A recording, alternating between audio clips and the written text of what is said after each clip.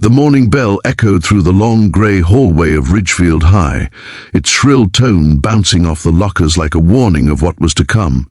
Students poured in from every direction, their chatter rising in waves. In the middle of all that noise walked Lena Park, a 17-year-old girl who barely made a sound wherever she went. She carried a worn-out backpack slung over one shoulder, her head slightly bowed, her brown hair falling in soft waves around her pale face. Her uniform was simple, neat, but not fashionable, just like her. Her quietness wasn't from fear, but from a kind of calm that people mistook for weakness. No one knew she had spent her entire childhood in a martial arts dojo run by her late father, a man who had taught her that silence was a form of power and that patience was sharper than any weapon. But in school, patience often looked like submission, and in a place where arrogance ruled, that made Lena an easy target. At the far end of the hallway, Ryan Keller leaned against a locker with his gang of loud friends, 3 boys who lived for the thrill of humiliating others. Ryan was tall, cocky, and had that smirk every bully seemed to be born with.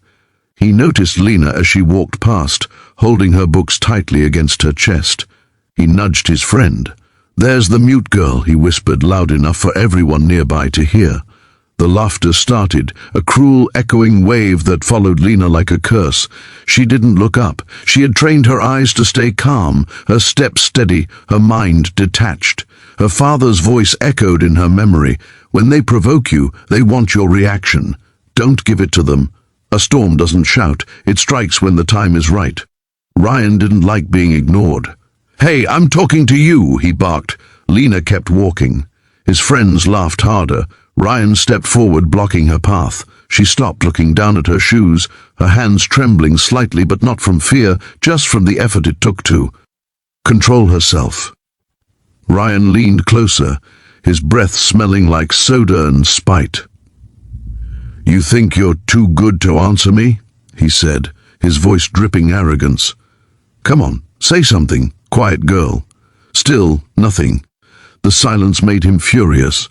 With a loud slap, he smacked the books out of her hands. The hallway erupted in laughter. Lena's books scattered across the floor, pages bent, pencils rolling away. She knelt silently, gathering them, her eyes burning but her face calm. The laughter didn't stop. One of Ryan's friends kicked a notebook farther down the hall. Another mimicked her voice, pretending to cry.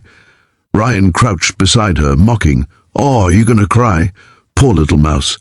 That's when he did it. His open hand lashed out and slapped her across the face. The sound cut through the hallway like thunder. Everything stopped. The laughter froze. Even the air seemed to hold its breath. Lena didn't move for a moment. Her cheek burned red, her heartbeat pounding in her ears. She slowly straightened, clutching her books to her chest. Ryan grinned, expecting her to cry, to run, to give him another reason to laugh. But instead, Lena just looked at him. Her gaze was different now, sharp, cold, focused. Her father once told her, "When you finally decide to fight, make sure your opponent remembers it forever." Ryan's smirk faltered. There was something in her eyes that made his gut twist. But pride was louder than fear. "What? You gonna hit me?" he taunted, spreading his arms. "Come on, do it! Let's see if the little mute can fight." Lena's jaw tightened. She didn't respond.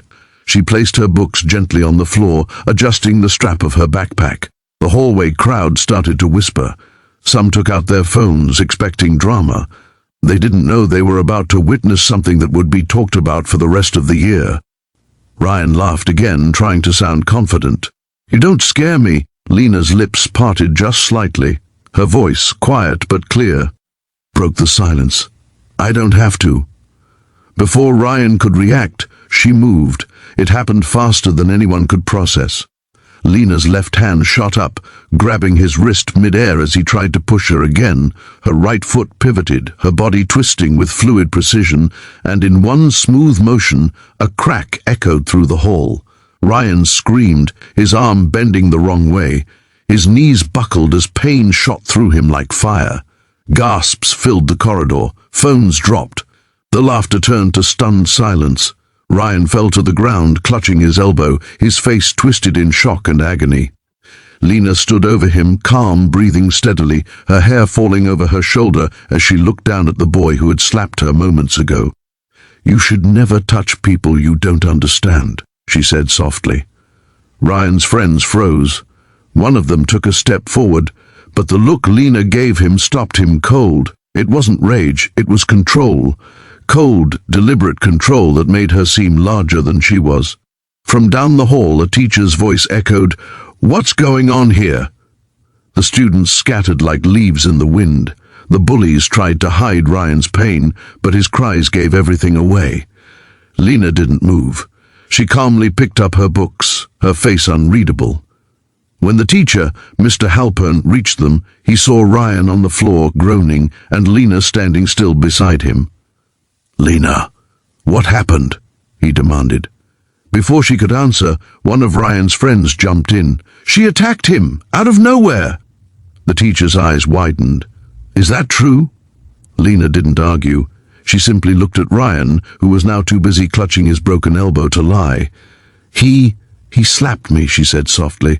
"That was enough." The teacher's expression darkened. He called for the nurse and radioed the principal's office. The crowd began to disperse, murmuring in disbelief. Some students looked at Lena with fear, others with awe. As Ryan was helped up, he glared at her through the pain. "You're dead, freak," he hissed. Lena said nothing.